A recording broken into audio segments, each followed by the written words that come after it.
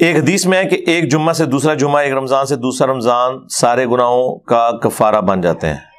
جو گناہ معاف ہوتے ہیں وہ کون سے ہوتے ہیں؟ یہ حدیث جو آپ نے لکھی ہے یہ صحیح مسلم کے اندر ہے، اس میں الفاظ کچھ اور بھی ساتھ لکھے ہوئے ہیں، وہ اگر آپ غور سے پڑھیں گے نا تو آپ کو پتہ چل جائے گا کہ کون سے گناہ معاف ہوں گے۔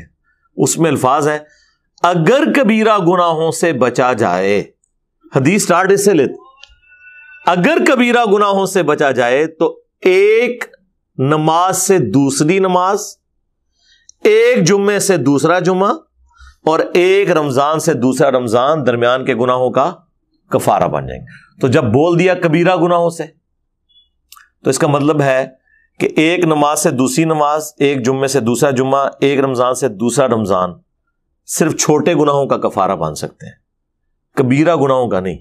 سب سے بڑا کبیرہ گناہ شرک کے بعد نماز کو چھوڑنا ہے۔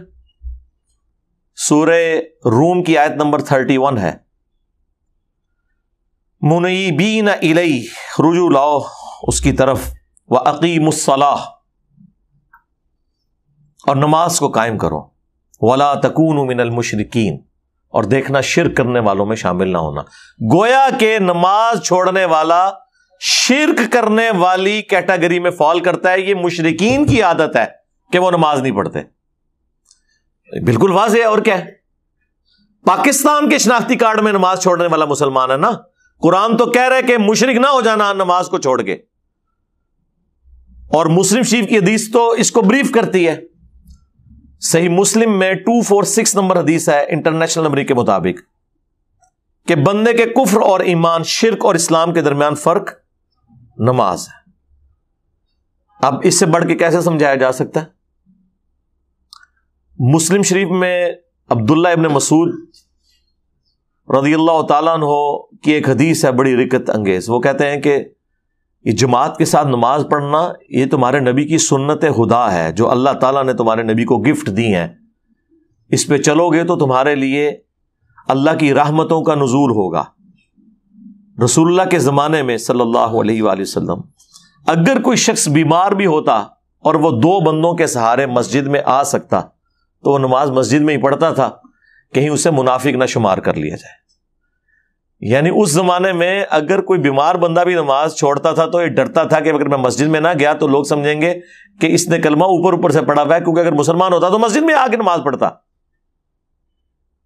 ان کو کیا پتا تھا کہ کروڑوں مسلمان ایسے بھی پاکستان میں آنے والے ہیں کہ جو اپنے آپ کو صحابہ اور اہل بیت سے بڑا عاشق رسول کہیں گے، جس کا سب سے بڑا ثبوت ہے کہ وہ میلاد کے جلسوں میں تو نکلیں گے، جلوسوں میں، نماز کے لیے نہیں نکلیں گے۔ 12 ربیع الاول کے جلوسوں میں آپ رش دیکھ لیں اور مسجد میں رش دیکھ لیں تو آپ کو پتہ چل جائے گا۔ وہ جلوس ایگزیکٹلی کئی جگہوں پر ظہر کے وقت ختم ہو رہے ہوتے ہیں۔ ہونا تو چاہیے کہ وہاں جہاں پہ وہ جلوس ختم ہوا ہے وہاں مسجد میں جوتیوں والی جگہ پہ بھی جگہ نہ ملے، لیکن نہیں، لوگ اپنے اپنے گھروں میں چلے جاتے ہیں۔ نماز تو قسمت والوں نے پڑھنی ہے۔ جامعہ ترمذی میں حدیث ہے، ہمارا اور منافقین کا عہد نماز کی بنیاد پہ قائم ہے، جس نے نماز جان بوجھ کے چھوڑ دی اس نے کفر کیا۔ اور جامعہ ترمذی میں حدیث ہے، عبداللہ بن شقیق تابعی کہتے ہیں کہ صحابہ کرام علیہم رضوان تارک الصلاۃ کے علاوہ کسی کی تکفیر نہیں کرتے تھے، یعنی نماز چھوڑنے والے کو وہ کافر سمجھتے تھے۔ اتنا سینسٹیو ایشو ہے نماز کا۔ تو لہذا اگر کسی کے دماغ میں ہے نا کہ میں ایک جمعہ پڑھوں اور آگے سے دوسرا جمعہ پڑھوں اور بیچ کے سارے میرے گناہ معاف ہو جائیں، اس حدیث کے تحت نہیں، نماز چھوڑنا خود کبیرہ گناہ ہے۔ اور مسلم کی حدیث سٹارٹ اس سے ہو رہی ہے کہ اگر کبیرہ گناہوں سے بچا جائے تو ایک نماز سے دوسری نماز اور ایک جمعے سے دوسرا جمعہ اور ایک رمضان سے دوسرا رمضان درمیان کے گناہوں کا کفارہ ہے، ادروائز کوئی نہیں۔ تو اب جس نے نماز چھوڑ دی اس نے کبیرہ گناہ کیا۔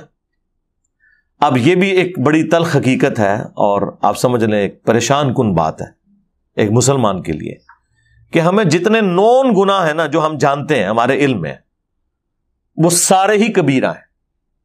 بخاری مسلم میں درجنوں احادیث ہیں، مشکات کی پہلی جلد میں آپ کو گناہ کبیرہ کا بیان ایک پورا چیپٹر ملے گا، اس میں انہوں نے بخاری مسلم کی وہ ساری حدیثیں جمع کی ہیں کہ وہ بڑے بڑے گناہ کون سے ہیں۔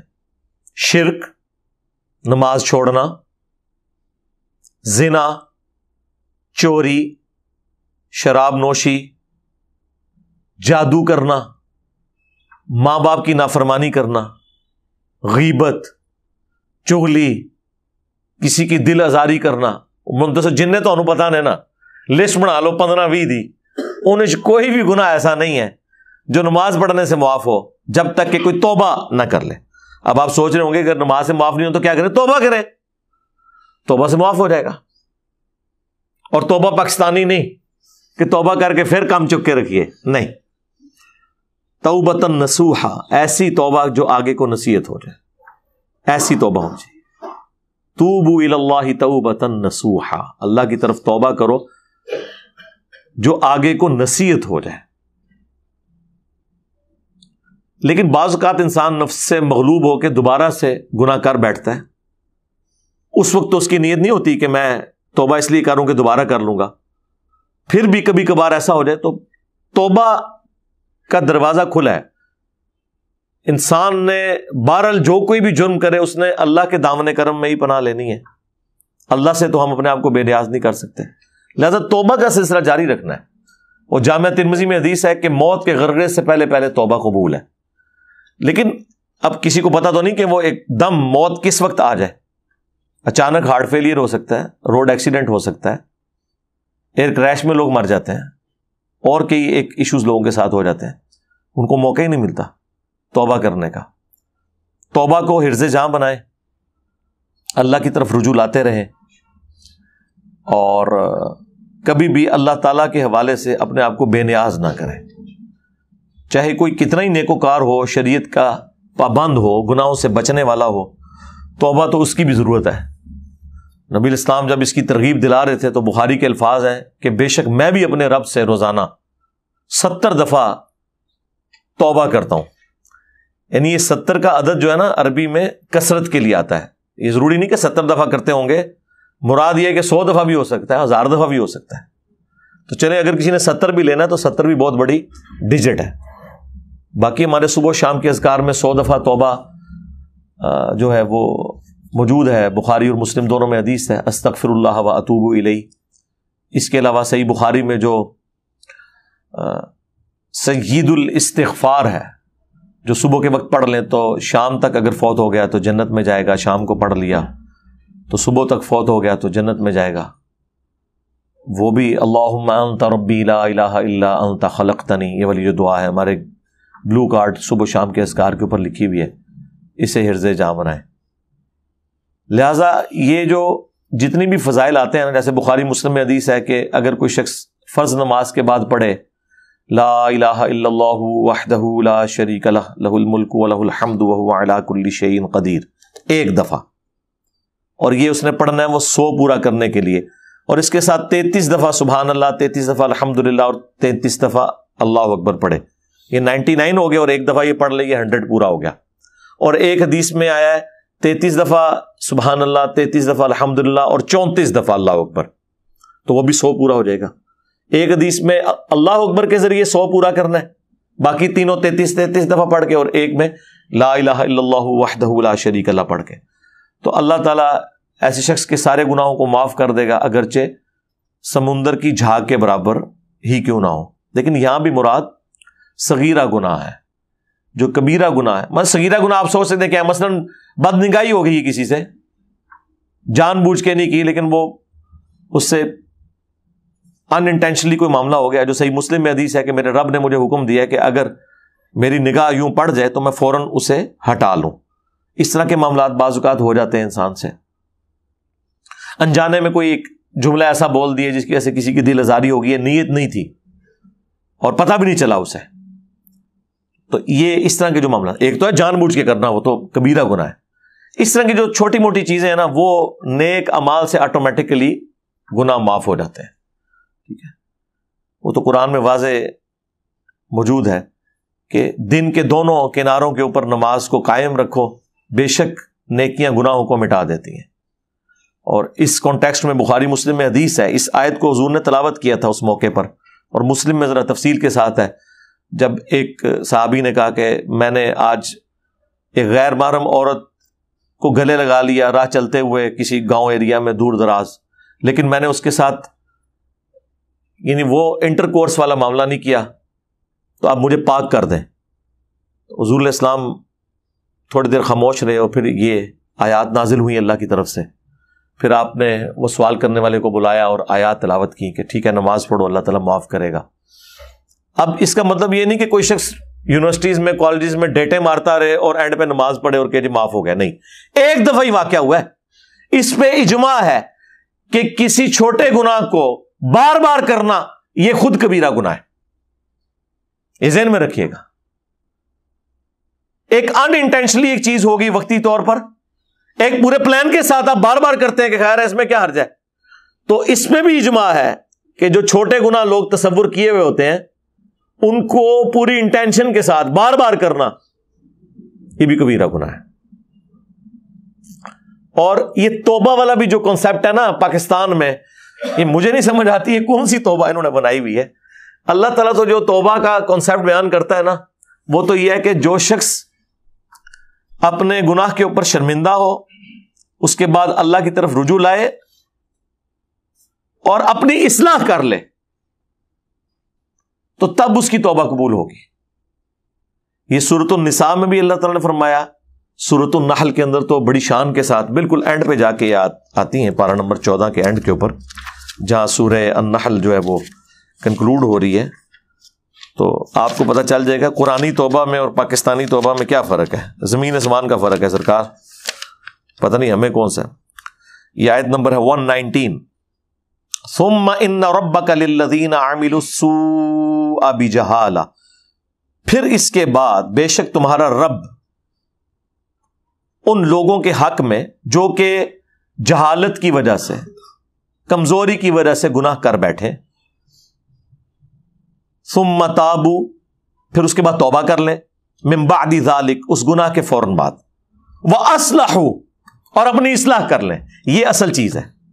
توبہ یہ نہیں ہے کہ ایک کام ہوا تو 100 تسبیح پھیر دی توبہ کی, نہ, اصلاح کریں کہ واقعی نماز چھوڑی تھی اب نہیں چھوڑوں گا, روزے چھوڑے تھے اب نہیں چھوڑوں گا, زکوٰۃ میں نے ڈنڈی ماری تھی اب نہیں ماروں گا, کم تولتا تھا اب یہ حرکت نہیں کروں گا.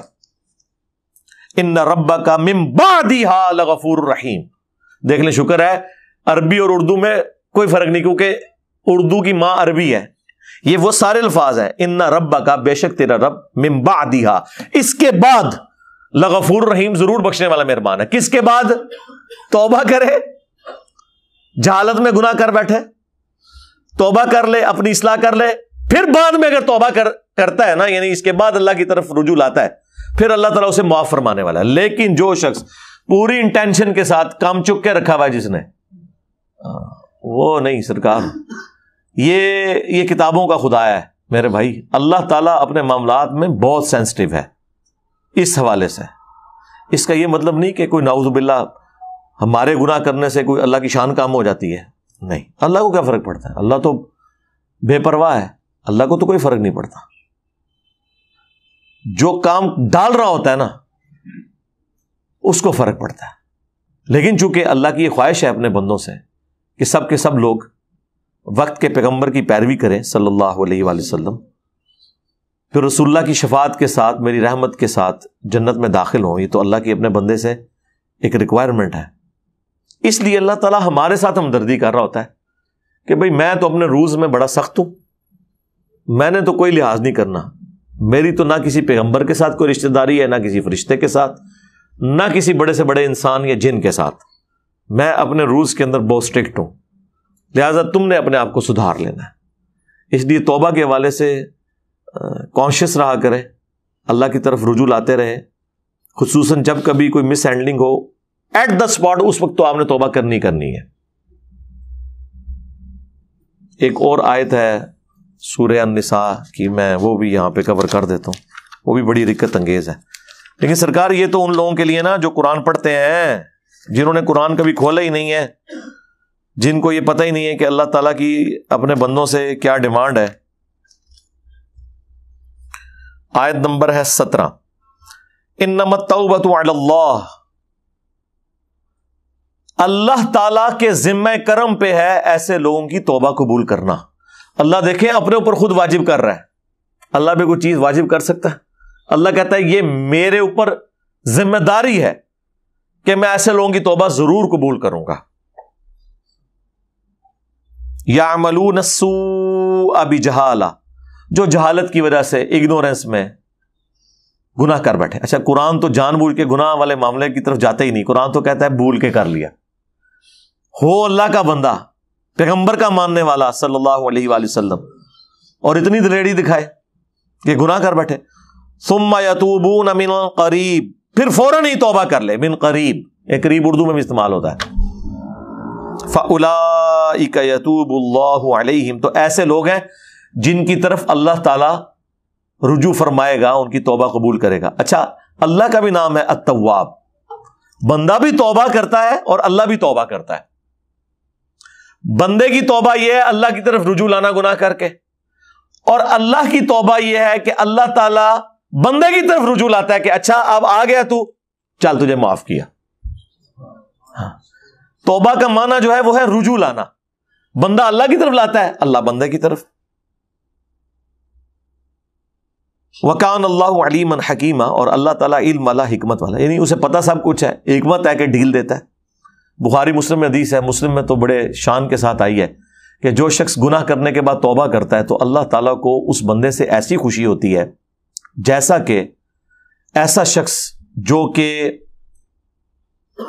کسی ریگستان میں ہو اور اس کا سارا ساز و سامان ایک اونٹ کے اوپر لدا ہوا ہو. تھوڑی دیر کے لیے آرام کے لیے بیٹھے، آنکھ لگ گئی اور اونٹ غائب. جب اٹھا تو پریشان کہ اب تو موت سامنے ہے، کیونکہ ریگستان میں تو نہ پانی نہ کھانا. کئی ہفتے تک اونٹ تو سفر کر لیتا ہے کیونکہ اس نے پانی سٹور کیا ہوتا ہے اندر، اللہ نے اس کو بنایا ایسا ہے. انسان تو مر جائے گا بغیر پانی کے. اب وہ بیٹھ کے موت کا انتظار کرنا شروع کر دے اور اچانک اس کے سامنے اس کی سواری آ جائے، یعنی اسے نئی زندگی مل جائے، اور وہ اتنا خوش ہو کہ اس کی زبان لڑکھڑا جائے خوشی کی وجہ سے.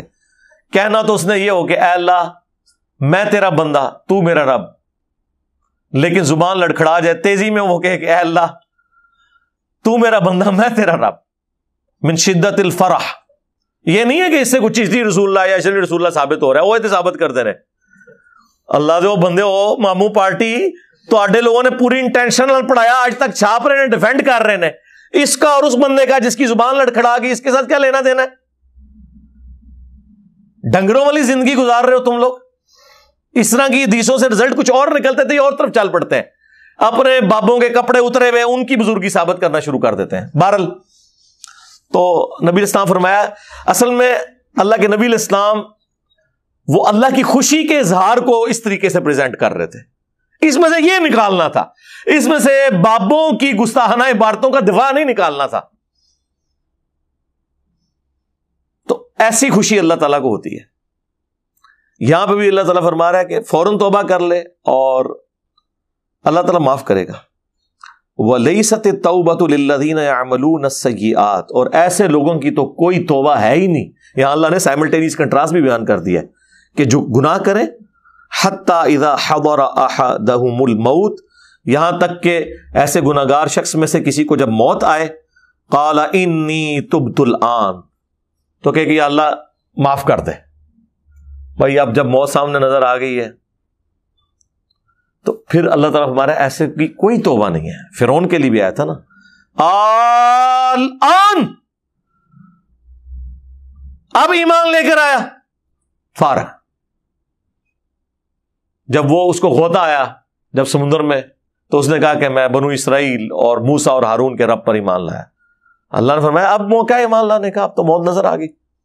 یہ وہی لفظ ہے انی تبت الآن وللذین یموتون وہم کفار، اور نہ ایسے لوگوں کی توبہ کبھی قبول ہوگی کہ جو کفر کی حالت میں مرے. اب اس سے مراد یہ ہے کہ آخرت میں گناہگار مسلمان کے تو چانس ہیں کہ اس کو اللہ تعالیٰ عذاب کے بعد یا رسول اللہ کی شفاعت کے ساتھ یا اپنی رحمت کے ساتھ معاف کر دے، لیکن اللہ تبارک و تعالی جو شخص کفر کی حالت میں دنیا سے گیا، آخرت میں نہ اپنی رحمت سے نہ رسول اللہ کی شفاعت سے اسے معاف کرے گا. اس لیے یہاں ذکر ہے اولئک اعتدنا لهم عذابا الیما، ایسے لوگوں کے لیے دردناک عذاب اللہ تعالیٰ نے تیار کر رکھا ہے. اللہم لا تجعلنا منہم، اللہم اجرنا من النار، اللہم انا نسألک جنت الفردوس مع النبیین والصدیقین والشہداء والصالحین، آمین۔ تو توبہ اس کی قبول ہے جو فوراً توبہ کر لے، اپنی اصلاح کر لے، یعنی پاکستانی توبہ نہ کرے، صحیح والی توبہ کرے جیسا کہ توبہ کرنے کا حق ہے۔ پھر اللہ سے، وہ تو اللہ نے سورہ الانعام میں فرمایا ہے کہ میں نے اپنے اوپر لازم کر لیا ہے کہ ہر حال میں رحم ہی کروں گا، اور بخاری مسلم کی حدیث سے اللہ تعالیٰ نے مخلوقات کی پیدائش سے پہلے اپنے پاس عرش پہ یہ عبارت لکھ لی تھی کہ میری رحمت میرے غضب پر سبقت لے جائے گی۔ اب دیکھیں یہ کتنا بڑا ایسٹ ہے ہمارے لیے، اللہ کی رحمت اور غضب برابر بھی ہوتے تب بھی ہم مارے جاتے۔ وہی گل عدل کریں تے تھر تھر کمن اچیاں شانہ والے، فضل کریں تے بخشے جاون میں ورگے منہ کالے۔ یعنی اگر تو عدل کرنے پہ آئے تو بڑی بڑی شانوں والے بھی نفسی نفسی کر رہے ہوں گے قیامت کے دن، اور اگر تو فضل کرنے پہ آئے تو ہمارے جیسے گناہگار بھی، ان کے لیے بھی معافی کی کوئی صورتحال بن جائے گی۔ صرف اعمال نہیں، رحمت بھی، صرف رحمت نہیں، اعمال بھی۔ یہ ہو نہیں سکتا کوئی کسان جو ہے وہ اپنی زمین میں ہل نہ چلائے اور بیج نہ بوئے اور کہے کہ رحمت کی وجہ سے خود بخود گندم نکل آئے گی، یعنی بارش کی وجہ سے۔ بارش کی وجہ سے گندم کی فصل اسی کی نکلے گی جس نے ہل چلا کر بیج بویا ہوگا، اور صرف بیج بونے سے بھی کچھ نہیں ہونا جب تک کہ رحمت نہ ہو۔ اسی لیے بخاری مسلم میں حدیث ہے، نبی علیہ السلام نے فرمایا کوئی شخص بھی محض اپنے اعمال کی بنیاد پہ جنت میں داخل نہیں ہو سکتا۔ ایک صحابی نے جرت کر کے پوچھا یا رسول اللہ آپ بھی، آپ سے زیادہ پرفیکٹ اعمال کسی کے نہیں؟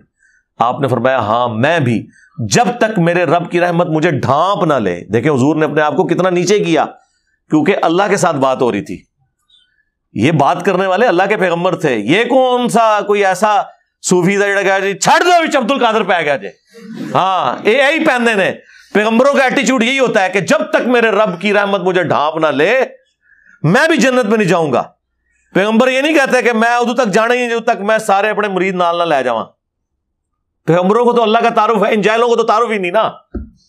ایک جاہل آدمی جس کو پتہ ہی نہیں کہ اللہ کون ہے، ٹھیک ہے، تو جو مرضی بڑھ کے مارتا رہے، اسے کیا پتا کہ بھئی کس ہستی کے بارے میں بات کر رہا ہے۔ تو جاہل آدمی کی باتوں کو آپ اس طرح ہی سمجھیں جیسا یہ چرسی اور پاؤڈری اور جو نشئی لوگ ہیں نا، جو منہ میں آتا ہے بولتے ہیں، انہیں گراؤنڈ ریئلٹیز کا پتہ ہی نہیں ہے۔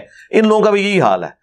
اللہ کا تعارف تو پیغمبروں کو ہوتا ہے، اور پیغمبر جو ہے وہ اپنی امتوں کو ان کتابوں کی روشنی میں جو اللہ ان پہ نازل فرماتا ہے وہ کرواتے ہیں۔ ان بیچاروں کا کیا لینا دینا، نہ انہیں اللہ کا تعارف، نہ انہیں آخرت کا تعارف، نہ انہیں یہ پتا کہ مرنے کے بعد کتنے مشکل معاملات ہونے والے ہیں، ورنہ تو انسان اپنی جان کی فکر کرتا ہے۔